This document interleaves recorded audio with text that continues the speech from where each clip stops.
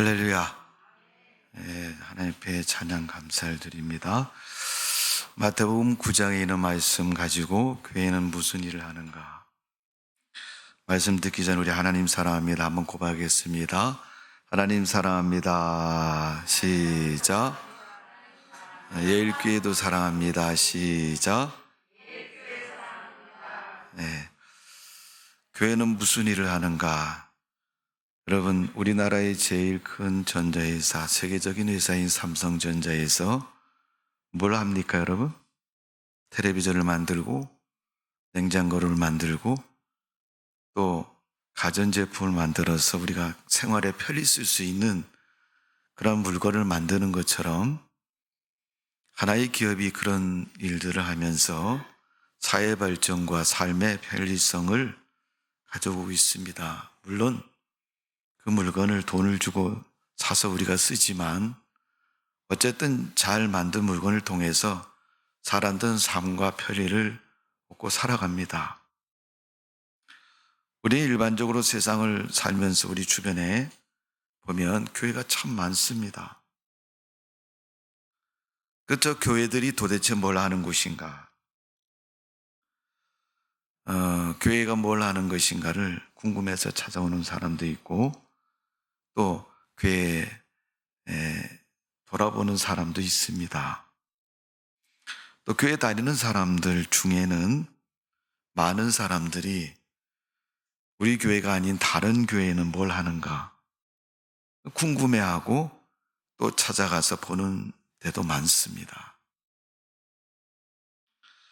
교회는 다양한 모습으로 일하고 다양한 모습으로 하나님의 거룩한 사역을 일하고 있습니다. 그러나 교회가 이 땅에 세우신 분이 하나님이시라면 하나님께서는 교회에 분명한 목적과 이유를 두고 계십니다. 오늘 마태복음 9장은 예수님의 사역을 중심으로 해서 교회가 무엇을 해야 되는지를 가르쳐주고 있습니다. 어쩌면 하나님께서 우리에게 주신 예일교회가 이런 일들을 해야 되지 않겠느냐라는 것을 가르쳐주고 있는 것입니다. 여러분, 우리가 눈만 뜨면 보이는 교회들이 우리 주변에 많이 있지 않습니까? 그러나 여러분, 그런 교회들이 있다고 해서 우리가 교회를 다니고 믿음 생활을 잘하고 있다. 내가 원하고 내가 바라는 교회의 이상과 모습, 그 모습 마음에 맞아서 내가 신앙생활 정말 열심히 잘하고 있구나. 그렇게 생각할 수도 있습니다. 그러나 그런 교회의 모습 속에서 하나님이 원하는 것이 있다면 예수 그리스도의 사역을 통해서 너희는 배우고 그 사역을 통해서 교회가 그렇게 되어져 가기를 원하고 있는 것입니다. 인간의 몸을 입고 오신 예수님께서 이 땅에서 하나님의 나라의 복음을 위해서 일하셨던 그 사역의 기준이 하나님은 교회의 모습 되기를 원하고 계시고 교회의 일이 되기를 원하고 계시는 겁니다. 세상은 다양한 직업도 있고 여러 가지 삶의 방식도 있습니다. 그렇기 때문에 신앙도 여러 가지 방식과 많은 종류가 있을 수가 있습니다.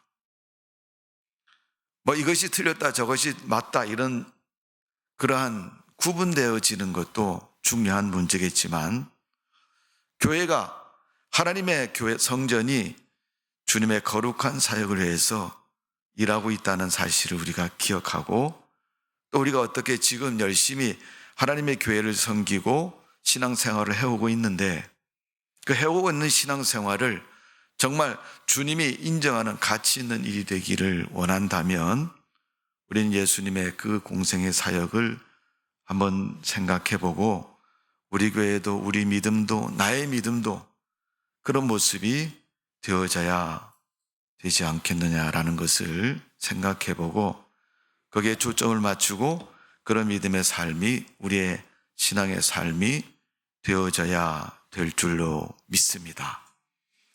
자, 오늘 본문에 보면 예수님께서 공생애 동안 사역하셨는데 그 모습을 35절은 이렇게 말합니다. 예수께서 모든 도시와 마을을 두루 다니시니 그들이 회당에서 가르치시며 천국 복음을 전파하시며 모든 병과 모든 약한 것을 고치시니라.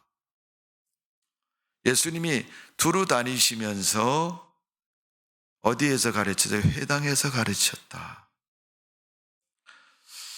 여러분, 회당은 하나님을 경배하기 위해서 하나님의 사람이 이스라엘 백성들이 모여서 하나님을 예배했던 장소입니다.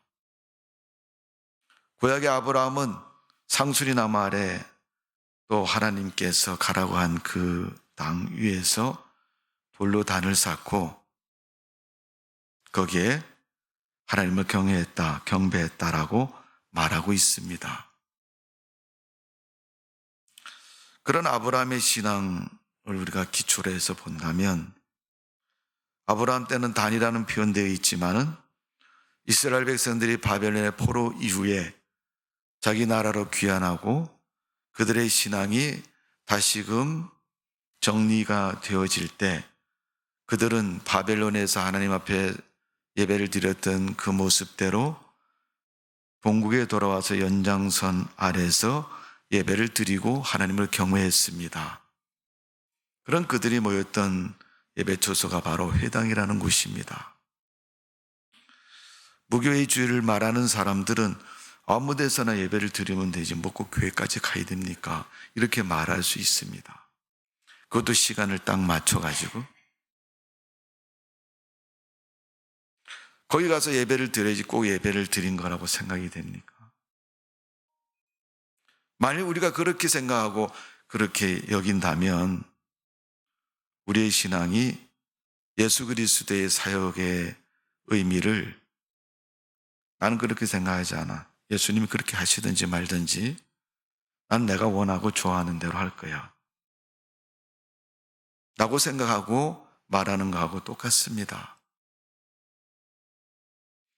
교회는 여러분 멀 수도 있고 가까울 수도 있고 또 교회를 중심으로 해서 신앙생활할 때 항상 좋을 수만 있는 것도 아닙니다. 때로는 힘들고 어려울 때도 있고 고통스러울 때도 있습니다. 그렇다 할지라도 하나님을 섬기는 내 믿음이 예수님께서 회당을 중심으로 해서 하나님을 섬겼던 이스라엘 백성들의 신앙의 중심부에서 사역했던 그 사역처럼 하나님은 되어지기를 원하고 있는 것입니다. 예수님이 무엇을 하셨습니까? 십자가에 죽으셨습니다. 그리고 예수님 무엇을 하셨습니까? 하나님은 예수님을 부활시켜 주셨습니다. 십자가의 죽음은 우리를 구원하기 위해서 십자가에 죽으신 것이고 하나님이 부활케 하신 것은 예수 그리스도를 통해서 이 땅에 우리 인간들에게 영생이 있음을 증거하시고 보여주신 것입니다.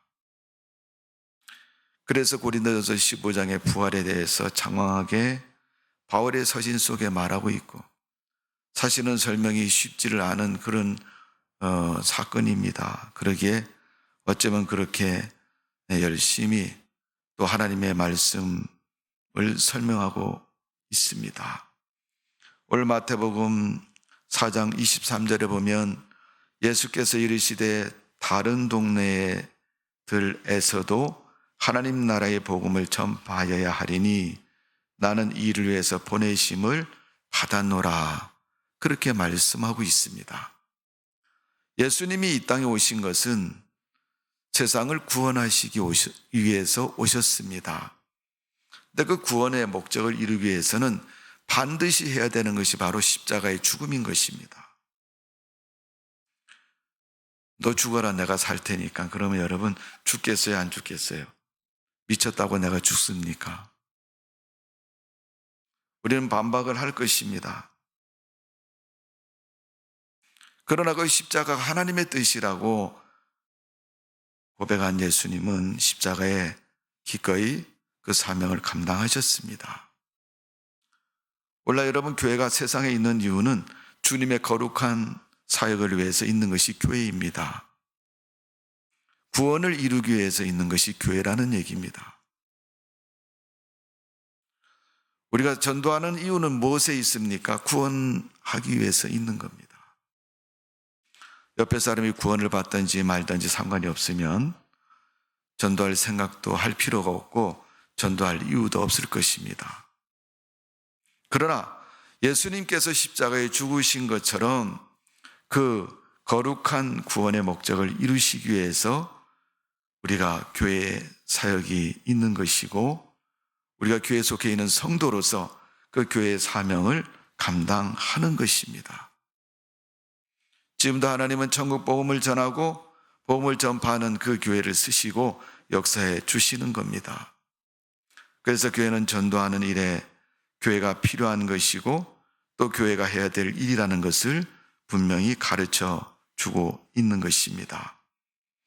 예수님은 오늘 마태복음 9장에서는 예수께서 도시와 마을을 두루 다니사 이렇게 표현하고 있는데 사람들이 많이 사는 지역 또 사람들이 별로 없는 그런 지역까지도 두루 다니셨다. 이는 구원받아야 할 사람이 한정되어 있는 것이 아니라 모두 다 구원받아야 되는 것을 가르쳐주고 있는 것입니다. 그래서 예수님께서 천국 복음을 전파하셨던 것, 하나님 나라에 가는 것, 구원받는 것, 하나님 백성으로서 복음을 믿고 그 복음의 구원을 이루는 것을 목표로 삼으시고 일하셨다는 것을 말씀하고 있습니다. 누가복음 4장 44절에 보면 회당에서 전도하시더니 회당에서 전도하셨다. 그렇게 표현합니다. 오늘 마태복음 9장 35절은 그들의 회당에서 가르치시며 예수님과 예수님의 제자들이 회당에서 가르치셨다는 거예요. 누가복음 4장에 보면 예수님이 이 사역을 하시면서 제자들을 부르셨습니다. 오늘 마태복음 10장에 보면 그 부르신 그 일을 동역하는 사람들이 누구냐 하면 12제자입니다. 그래서 12제자의 이름이 10장 2절부터 기록이 되어 있습니다. 12명의 제자를 예수님이 제자로 삼아서 하나님의 일에 사역에 동행했다는 겁니다. 여러분, 우리는 예수 믿는 사람들이고 하나님 백성이고 하나님의 거룩한 일을 감당해야 될 성도들입니다. 그럼 우리가 무엇을 해야 됩니까? 복음 전도를 위해서 힘쓰고 일해야 되는 겁니다. 만일 그렇지 않고 다른 것을 위해서 일한다면 그것은 잘못되어 있는 겁니다. 야, 오늘 주일이니까 달력에 빨간 글씨, 야, 일요일이다. 광명 목감로 90에 모여라. 그래서 오늘 모였습니다. 자, 사람이 여러 명이니까 오늘 차를 5대를 대전했습니다. 그러니까 1호차는 몇 명 타고 2호차는 5호차까지 우리 다 타고 모처럼 우리 나들이 한번 갑시다. 그래서 멀리 저기 경치 좋은 관악성에 우리가 나들이를 갔습니다. 등산을 해서 모인 것이지 예배를 드리기 위해서 모인 것 아닙니다. 우리가 예배 자리에 앉아 있는 것은 하나님께서 우리를 부르셨기에 감사해서 그 마음 가지고 하나님을 알고 섬기고 또 하나님 말씀을 듣고 우리가 내가 하나님 잘 믿습니다라고 믿음을 고백하기 위해서 모인 자리가 바로 예배의 자리입니다. 그래서 교회는 하나님 말씀을 전파하는 곳입니다. 먼저 온 성도들이 예배를 잘 드리면 나중에 교회 온 사람들이 예배를 잘 드리게 돼 있습니다. 빠지지도 않고 열심을 내서 잘 드립니다. 그렇잖아요, 여러분. 천국 복음은 하나님의 말씀을 듣고 하나님의 말씀을 믿는 성도들이 지켜나가는 것이고 전파하는 곳이 되어야 됩니다. 그래서 그 장소가 바로 교회라는 장소입니다. 오늘 예수님께서 회당에서 전도하셨다. 누가복음 4장 44절에 여러분, 회당은 이스라엘 백성들이 바벨론의 포로 이후에 그들이 본국에 귀환해서 하나님을 섬겼던 예배 처소가 바로 회당이라는 곳입니다. 당연히 회당에 가면 예배 드리는 것이지 거기 가서 다른 것을 하겠느냐. 오늘 누가복음 4장 44절에 왜 예수님이 회당에서 전도하셨다라고 성경은 표현하고 있습니까? 분명히 거기 모인 사람들 중에 전도 대상자가 있는 것이고 믿음에 바로 서야 될 대상자가 있다는 것을 말해주고 있습니다. 여러분, 천국 복음의 전파는 내가 잘 믿지 않고 전할 수 없는 거예요. 여러분. 내가 하나님 정말 잘 믿지 않고는 너 교회 나와라 이렇게 말할 수 없잖아요. 언젠가 제가 그런 말씀을 드린 적이 있어요. 교회 다니는 권사님이 조그만한 슈퍼를 하는데 많은 사람들이 슈퍼에 물건 사러 오잖아요. 그죠? 그러니까 물건도 팔고 사람하고 대화도 하고 그렇게 하다 보니까 이 권사님 눈에 젊은 사람 하나가 아주 괜찮은 사람이 눈에 띄었어요. 그러니까 성격도 좋고 나이도 젊고 그러니까 한번 얘기를 꺼내봤어요. 혹시 교회 다녀본 적 있으세요? 그랬더니 자기 주일학교 때 교회 다녔다는 거예요.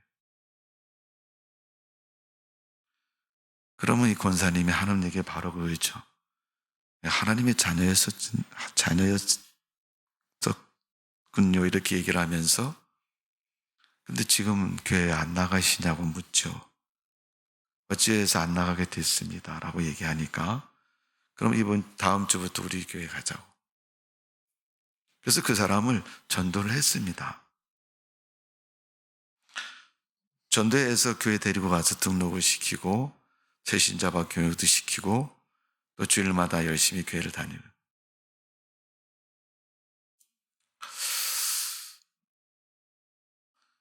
한 6개월 정도 지났는데 주일날 아침에 이 젊은 사람이 그래도 교회 가는 게 낯선 사람을 갑자기 많이 대하잖아요. 교회는. 그죠? 자기가 오늘 나갔으면 오늘 나보다 먼저 나온 사람들이 100명이면 100명의 낯선 사람을 대하는 거고 1000명이면 1000명의 낯선 사람을 대하는 거예요. 교회 가니까 다수의 많은 낯선 사람도 있으니까 몇 개월이 지냈는데 좀 쑥스러우니까 자기 아는 권사님하고 매일 만나서 교회를 갑니다. 그래서 어느 날 자기가 생각을 해본 거예요. 내가 언제나 저 권사님하고 같이 가야 되나? 나 스스로 한번 가봐야 되지 않겠느냐. 그래서 용기를 내서 그날은 권사님 가게에 들리지 않고 자기 혼자 교회를 갔습니다. 가서 늘 권사님하고 앉는 자리에 앉았는데 권사님이 안 옵니다. 엉덩이를 들었다 놨다 하면서 안 오니까 궁금해서 전화를 했습니다. 예배가 끝나고 나서 권사님 오늘 왜 교회 안 나오셨어요? 오늘 가게 문 여느라고 못 나왔어.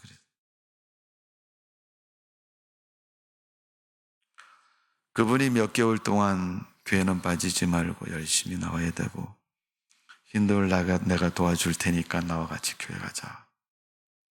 그래서 아이를 데리고 다니는 것처럼 신앙을 6개월 동안 열심히 키웠는데 어느 날 이 권사님이 자기 가게 문 연다고 교회를 안 나온 겁니다. 그리고 그 다음 주간에 또 안 나오셨어요. 오늘 내가 모임이 있어서 못 나와서 전화를 했더니 그렇게 또 말씀하셨어요. 그래서 전도받은 사람이 오늘은 그냥 나 혼자 예배를 드렸으니까 권사님이 교회 못 나오셔서 바빠서 못 나오셨나 보다. 그래서 교회 끝나고 자기가 보던 주보를 가지고 권사님 가게에 찾아갔습니다. 주보라도 드리고 가려고. 근데 권사님이 정말 문을 닫고 안 계신 거예요. 정말 바쁘신가? 그렇게 생각하고 갔는데 문을 닫고 안 계시는데 유리창에 글씨를 붙여놨습니다. 오늘 관악산 가려고 쉽니다. 이렇게 써놓은 거예요. 그러니까 그 전도받은 초신자가 권사님이 관악산 놀러 가느라 주일날 축복 문도 안 열고 교회도 안 나오시고 그랬다는 그 사건적인 사실을 보고 그분은 신앙에 대한 갈등을 갖기 시작합니다. 원래 예수님께서 회당에서 전도하셨다는 것은 회당은 유대인들이 모이는 곳이고 그 고난의 바벨론을 통과한 사람들이 이제 하나님의 은혜로 나라가 회복이 되어지고 주권이 되어 자기 고향에 돌아와서 수룹바벨 성전을 짓고 또 그들 각 지역에 바벨론에서 하나님을 경외했던 그 모습처럼 회당에 모여서 하나님을 경외하고 섬겼던 그런 모습인데 그곳에서 복음을 전하고 전파했다는 것은 그들이 하나님을 믿는 그들의 신앙은 많이 하나님의 말씀과 하나님의 은혜와 거리가 멀어졌다는 거예요. 제가 최근에 국민일보를 보면서 어떤 분이 기사를 썼는데 그런 얘기를 썼습니다. 여러분 국민일보 보세요. 돈이 없어도 국민일보 한번 보십시오. 물론 이제 나라의 기사도 많이 나오지만은 뒤에 부분에 가면은 신앙의 기사들이 많이 나옵니다. 그분은 레이기는 말씀을 인용하면서 그런 얘기를 해요. 레이기에 보면 너희가 하나님 앞에 단을 쌀 때 철 연장으로 돌을 쪼거나 쌓지 말아라 그랬어요. 그분 말씀은 원래 한국교회에 철 연장이 너무나도 많이 사용이 됐다는 거예요. 아무도 사람들의 인위적인 신앙의 모습을 가르쳐서 말씀하고 있는 거예요. 원래 여러분 교회들이 복음을 내려놓고 교회에서 뭘 하니까 좋다더라. 사람들이 모인다더라. 그런 이유로 인해서 여러분 세상적인 방법을 복음보다 더 확대해서 사용할 때가 참 많이 있습니다.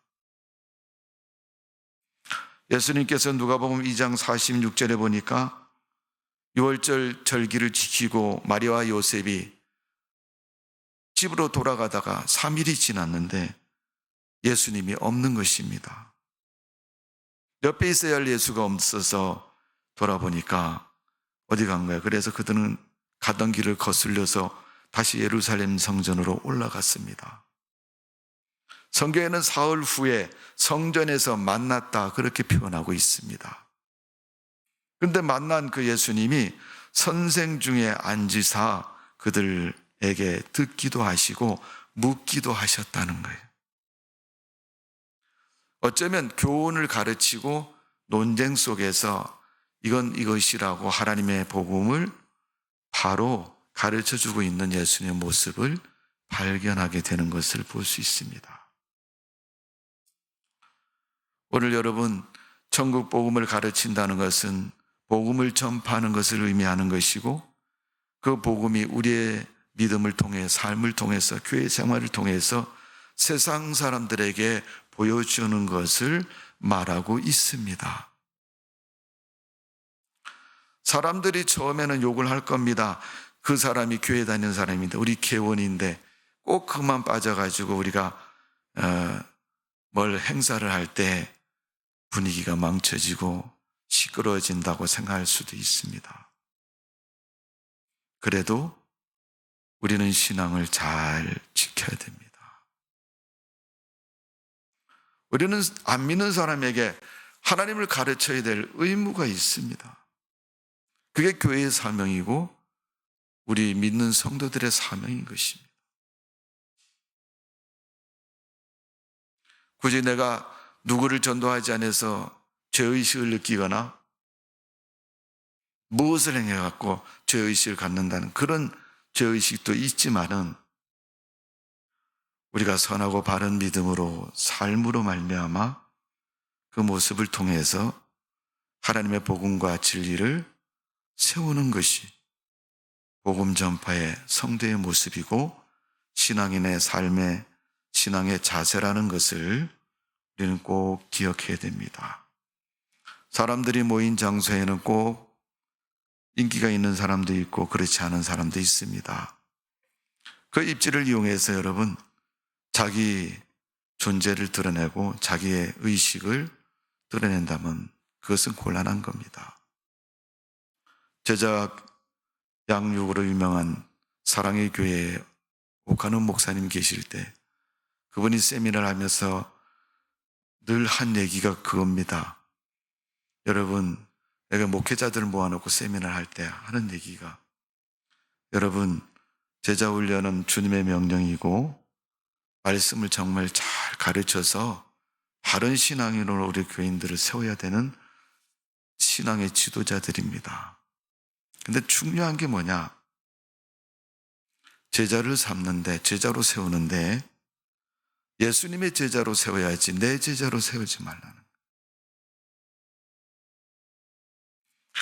전도를 잘하는 사람, 사람들하고 이렇게 좋은 교제를 가는 사람들 속에는 항상 친교와 서로의 나눔이 있습니다. 밥도 사고 이렇게 절친하게 지내는 그런 관계성 속에서 사람들은 이렇게 친해지는 걸 볼 수 있습니다.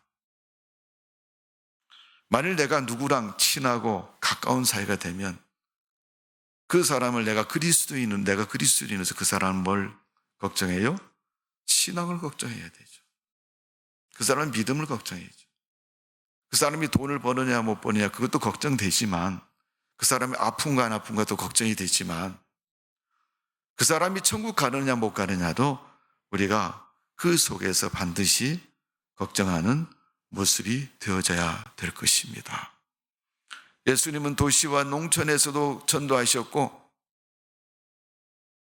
회당에서도 전도하셨고 또 가는 발걸음이 있는 곳마다 바른 믿음을 위해서 복음을 전하시고 가르치셨습니다.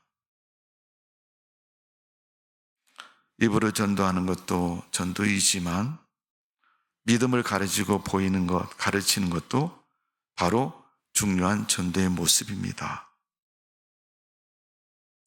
이처럼 예수님께서도 동촌이나 도시나 농촌이나 어디든지 당신이 가는 곳에 복음을 전하였습니다.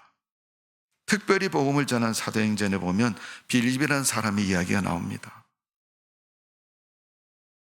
그가 에디오피아 네시 간다게라는 사람을 전도하는데 그를 만난 장소가 광야입니다. 아무것도 없는 사람들이 지나다니는 길에서 만나게 됩니다. 우리가 여러분 길을 지나면서 만나는 사람 다 아는 척 하지는 않잖아요. 아는 사람 만나면 반갑게 인사하고 아는 척 하죠. 그러는데 그 가운데서 하나님의 성령이 이 빌립을 이끌어 가시는 거예요. 야, 가자. 선망의 귀에 대해 우측으로 가자, 좌측으로 가자.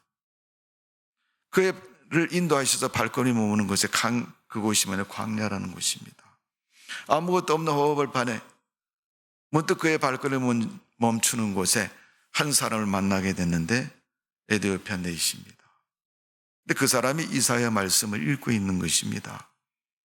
어쩜 쪽복음을 들었는지도 모르고 누가 줬는지도 모르죠. 그건 뭐예요? 보니까 이사야 말씀이. 당신 하나님 믿으세요? 아니요, 안 믿어요. 나는 오늘 이거 처음 받은 건데 뭔가 하고 읽고 있는 거예요. 빌립이 그 말씀을 되짚어 이야기를 하면서 그에게 말을 합니다. 하나님께서 채찍에 맞은 것은, 피 흘린 것은 우리의 죄를 사하고 구원하시기 위함이라. 예수님의 십자가의 사역을 그에게 설명하고 그 부분을 말해줄 때 성령이 하늘로부터 그 마음에 기름 부으시고 감동을 주어서 마음속에 그가 과거에 살아왔던 삶 속에 잘못된 것들을 깨닫게 하고 회개케 하시고 또 그 말씀을 어떻게 해요? 믿게 합니다. 그래서 에디오피아 네시가 하나님을 믿게 되고 그는 자기 본국에 가서 그리스도 십자가의 복음을 증거하고 많은 사람들이 하나님을 믿게 되는 것을 볼 수 있습니다. 어쩌면 국고를 맡은 그의 사회적인 역량은 대단한 역량일 것입니다. 그가 좌우하는 것에 어쩌면 그가 믿는 종교를 흠모하고 따를지 모릅니다. 북이스라엘의 아합 시대에 이세벨이 바알 선지자들, 바알을 섬기니까 많은 정치적인 지도자들이 아니면 그 사람들이 이세벨의 눈치를 보면서 하나님 면전에 절을 하고 바알 신상에 절을 하고 이중적인 신앙을 가졌던 모습처럼 에디오피아에 그로 말미암아 수많은 그리스도인이 발생하고 세워지고 하나님의 교회가 왕성해지는 것을 볼 수가 있습니다. 사도행전 1장 8절에 보면 성령이 너에게 임하시면 너희가 권능을 받고 예루살렘 사마리아 땅끝까지 내 증인이 되리라. 예수 믿는 성도는 믿음의 증인이 되라고 말씀하고 있습니다. 증인은 여러 가지 방법으로 될 수 있습니다. 그러나 분명한 것은 예수 그리스도를 구원자이신 주님을 증거하는 것입니다. 방법이 여러 가지로 있을지 모르지만 최종적인 목표는 그가 구원받는 것이 하나님의 뜻이라는 것을 말해주고 있습니다. 이 땅에 왜 많은 교회들이 필요하겠습니까? 그만큼 안 믿는 사람이 많기 때문에 하나님은 교회들을 허락해 주신 줄로 믿습니다. 베드로전서 3장 18절은 그리스도께서 단번에 죄를 위하여 죽으사 의인으로서 불의한 자를 대신하셨으니 이는 우리를 하나님 앞으로 인도하려 하심이라. 예수님의 십자가 때문에 우리가 하나님 앞에 간다는 것입니다. 구원받는다는 것입니다.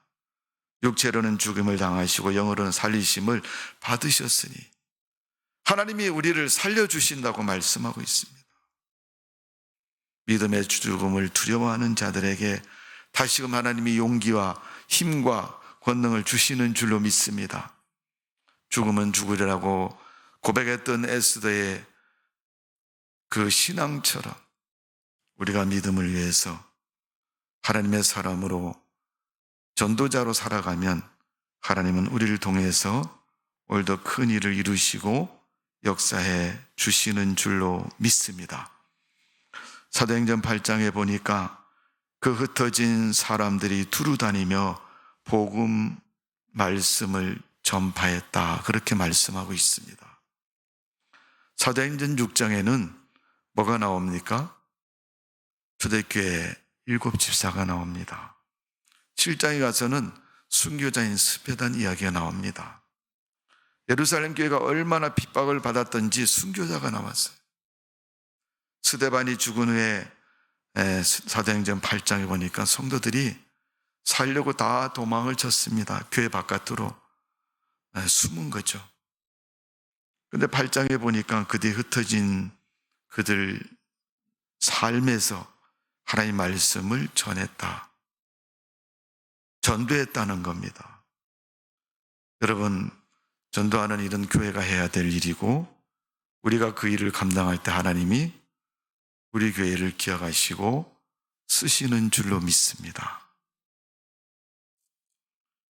우리 하나님 앞에 그렇게 쓰임받는 성도가 되어지기를 주님의 이름으로 축원합니다. 요한복음 3장에 보면 유대인인 니고데모가 나옵니다. 그가 밤에 예수님을 찾아왔습니다. 밤에 찾아온 것은 많은 이유 속에서 또 가장 합당한 이유는 누가 보니까 여러분 껌껌한 밤에 온 거예요.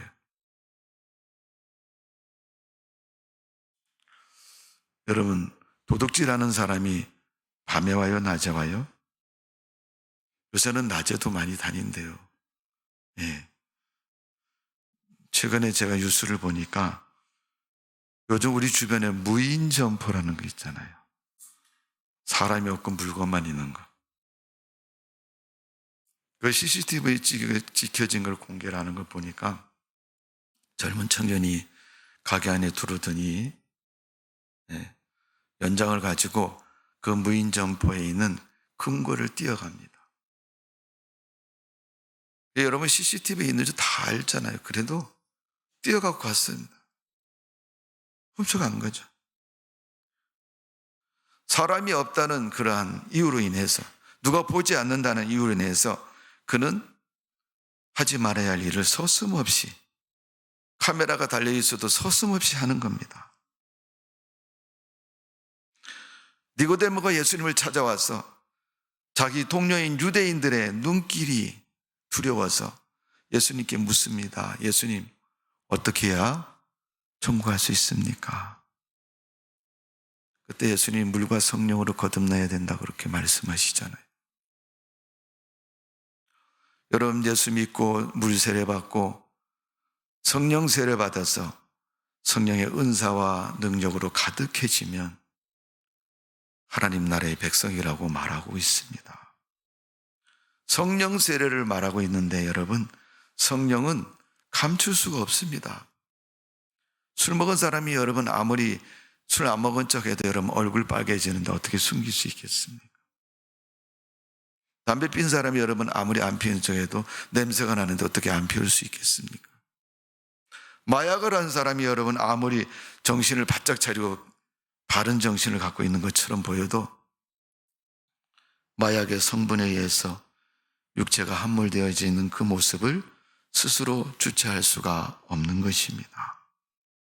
하나님의 성령에 감동된 성도라면 그 성령에 따라서 움직여지는 것이고 은혜를 누리고 살아가는 것입니다. 예수님을 몰래 찾아온 그에게 예수님께서는 그의 거듭남에 대해서 분명히 말씀하고 있습니다. 너 회당에 자주 다니고 유대인의 결례에 자주 참여하고 빠짐없이 참여하지? 너 정말 하나님 믿었느냐? 내게 성령의 세례가 임하였느냐라고 묻습니다. 회당에서 하나님을 경외하고 하나님을 가르쳤던, 하나님을 섬겼던 그런 니고데모에게 예수님은 하나님의 영의 임재와 감동을 그에게 가르쳐주고 있습니다. 오늘 여러분, 교회는 성령 충만해야 되고 우리 개개인이 성령에 감동된 삶을 살아야 됩니다. 우리에게 성령이 충만할 때까지 기도해야 할 것이고 하나님의 은혜로 충만해서 성령에 감동된 삶을 살아야 되는 것입니다. 오늘 여러분, 교회가 하나님의 은혜로 충만하기를 바라고 있는 것처럼 오늘 우리의 믿음 가운데 하나님은 성령을 기름 부으시고 또 성령을 통해서 하나님의 은혜가 충만하도록 역사해 주시는 줄로 믿습니다. 사도행전 2장에 보니까 성령 충만한 사람들이 그 믿음을 숨길 수 없었다고 얘기합니다. 몰래 아무도 눈에 띄지 않도록 신앙생활 할 수 없다는 것을 말해주고 있습니다. 그래서 사도행전에 보면 그들의 성령 충만한 모습을 새술에 취한 자들이라, 술 먹고 말이 많아진 사람들처럼 그렇게 됐다는 거예요. 왠지 모르게 우리 한국교회는 이 성령의 역사가 점점 줄어들고 있는 그런 시대를 자꾸 맞이하고 있습니다. 많은 장벽들이 찾아오고 많은 장벽에 교회와 성도들이 걸려 넘어지면서부터 자꾸만 힘들고 어려운 모습으로 변질되어지고 있습니다. 어쩌면 쉬운 방법이라고 말하는 그 방법이 우리 신앙을 근본적인 뿌리를 약화시키고 믿음을 약화시키는 일이 된지도 모릅니다. 어쩌면 온라인 예배가 합법화가 되고 신앙의 정당성을 인정한다면 다 집에서 예배 드리는 것으로 하나님을 믿는 믿음의 생활이 대신 될 수도 있습니다. 왜 예수님께서 예루살렘을 떠나지 말아라, 부활하신 주님께서 왜 예루살렘을 떠나지 말아라 그렇게 말씀하셨을까요? 네가 교회를 떠나면 네가 사망이 이르는 것이고 네가 교회를 발걸음을 멀리하면 내 신앙이 병들고 바른 신앙이 될 수 없다는 것을 가르쳐주고 있는 거예요. 사람들이 모인 자리는 언제나 항상 문제는 있는 것입니다.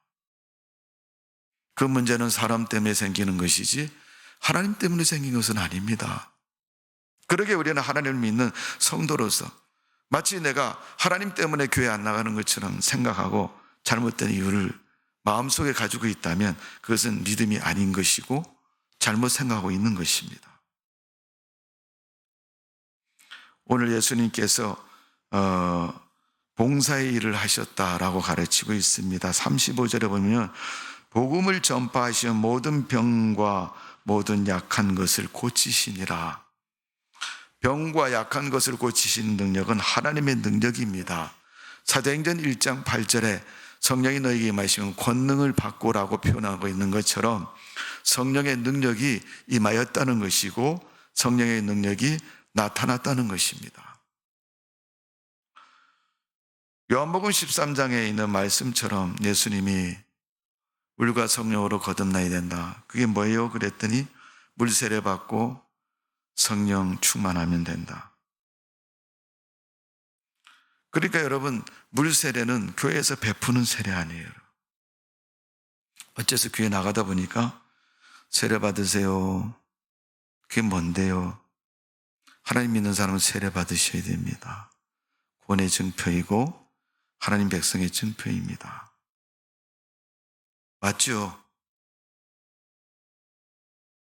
근데 성경에서 여러분 물 세례만큼 강조하고 있는 것이 성령 세례입니다. 물 세례를 안 받아도 성령 세례는 받을 수 있는 것이고 성령 세례는 하나님이 직접 기름 부어주시는 은혜인 것입니다.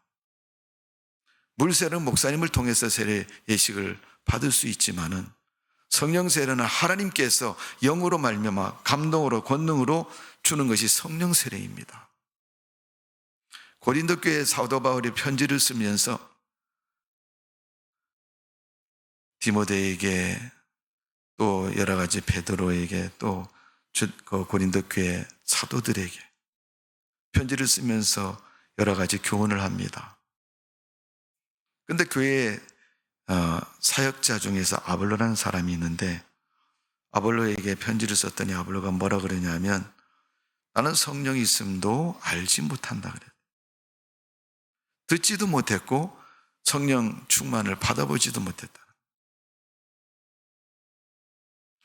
그러니까 여러분 오늘날 많은 교회들이 많은 성도들이 이 세례 예식을 가지고 상황극처럼 행할 때가 많아요. 하나의 예식처럼 행할 때가 많다는. 신앙은 여러분 이벤트도 아니고 예식도 아닙니다. 하나님의 임재와 하나님의 다스림입니다. 언제든지 변질될 수 있고 언제든지 우리가 달라질 수가 있습니다. 예수님께서 마태복음 4장 23절에 보면 예수께서 온 갈릴리에 두루 다니사 그들의 회당에서 가르치시며 천국 복음을 전파하며 백성 중에 모든 병과 모든 약한 것을 고치셨다. 그렇게 말씀하고 있습니다. 오늘 본문에도 35절에 보니까 병든 사람, 약한 사람을 예수님이 고치셨다. 그렇게 표현하고 있습니다. 그를 위해서 기도하고 치료하고 그를 위해서 하나님의 은혜를 간구하는 믿음의 봉사입니다. 우리는 유익되기 위해서 세상적인 봉사는 많이 합니다. 내가 저 사람하고 친해지고 그 힘을 덧입어서 세상적인 능력도 세상적인 일도 발휘하겠다. 우리는 믿음이 약한 사람을 위해서 봉사합니까? 신앙이 안 좋은 사람을 위해서 봉사합니까? 그가 좋은 믿음이 되기 위해서 봉사합니까? 교회에서 뭐 좀 하면 사람들이 아우 집사님 참 잘하셨습니다. 그러면 어깨가 으쓱해가지고 내가 한 건데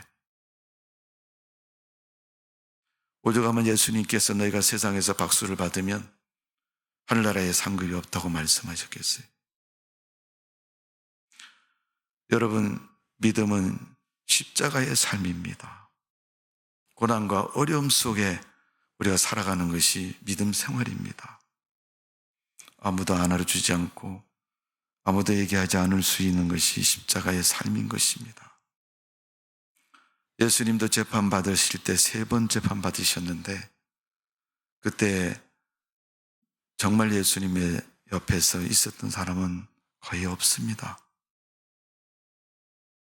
최후까지 예수님의 무덤을 찾은 사람은 여인들이었습니다.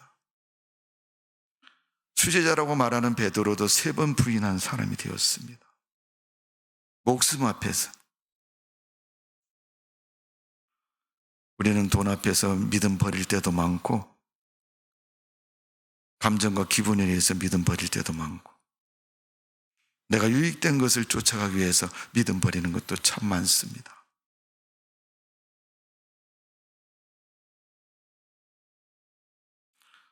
제가 푸념적인 얘기를 하나 하겠습니다. 저는 개척을 한 사람입니다. 우리 정 목사님도 개척하셨지만은 개척한 사람입니다. 지금까지 사역하면서 제가 지금까지 세상 가운데서 그냥 그러려니 하지만은 정말 마음 아프게 생각하는 것이 작은 교회에 대한 무시입니다.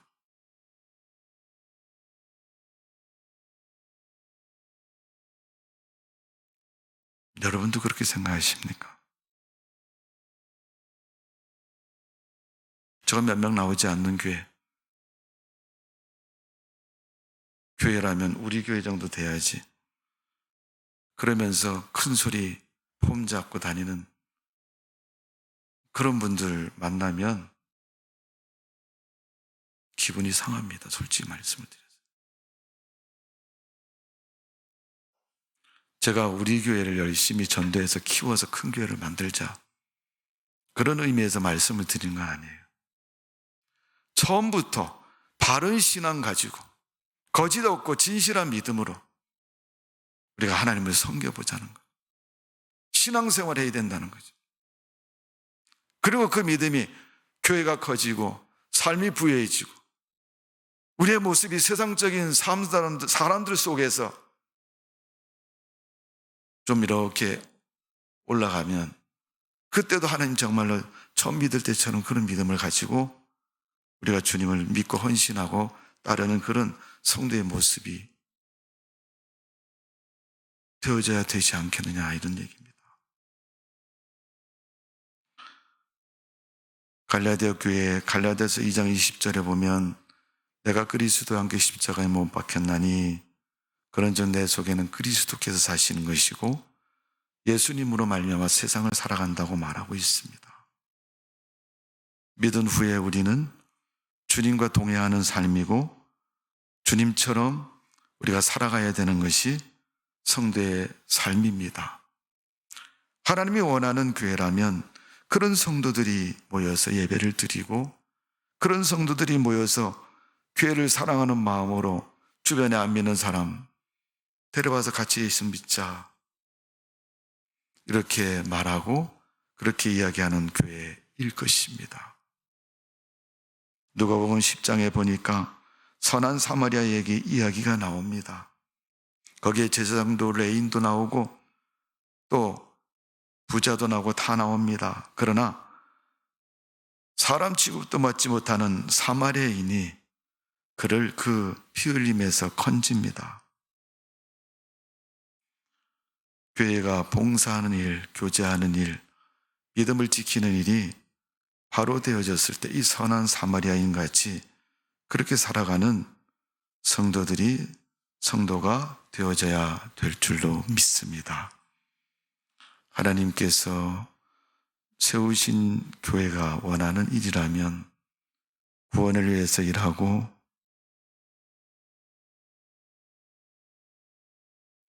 주변에 안 믿는 자, 연약한 자를 위해서 팔을 내밀고 같이 믿음의 걸음을 할 수 있는 교회가 되기를 원하고 하나님 말씀을 열심히 배워서 나의 부족하고 나의 연약한 그 모습을 굳건한 믿음으로 세우고 그 믿음을 나보다 후에 교회 다닌 사람들에게 바로 가르쳐서 하나님의 거룩한 믿음의 사람으로 세우는 것이 교회가 해야 될 일이고 우리가 해야 될 일이라는 것을 예수님의 사역 중에서 가르쳐 주고 있습니다. 오늘도 우리가 예수님의 그 사역을 보면서 우리의 사역, 우리가 해야 될 일을 다시 한번 기억하고 그런 믿음으로 승리하는 삶이 되시기를 바랍니다. 기도하겠습니다. 아버지 하나님, 예수님께서 두루 다니시면서 거룩한 사명을 감당하셨는데 예수님 말씀하시기를 내가 이 일을 위해서 보냄을 받았다고 말씀하시며 회당에서 전도하시고 가르치시고 또 병든 자와 넘어진 자를 일으켜 세워주신 그 긍휼과 사랑의 삶을 살았습니다. 오늘 세상 살아가는 우리도 살다 보면 우리보다 약점이 있는 사람도 많고 살다 보면 우리보다 가난한 사람도 많고 살다 보면 우리보다 믿음 약한 사람도 많고 그런 사람에게 믿음의 사람으로서 하나님의 일꾼으로서 그 사명을 감당하고 일할 수 있는 저희들 되게 하여 주옵소서. 오늘도 그 믿음으로 살기를 원합니다. 그런 믿음 되기를 원합니다.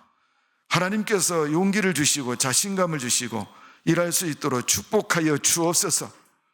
내 마음에 들지 않고 내 생각과 다르다고 해서 잘못된 것으로 생각하기보다는 하나님의 거룩한 은혜가 바로 세워질 것이라는 그러한 기대를 가지고 믿음으로 살아갈 수 있도록 함께하여 주옵소서. 예수님의 이름으로 기도하옵나이다. 아멘.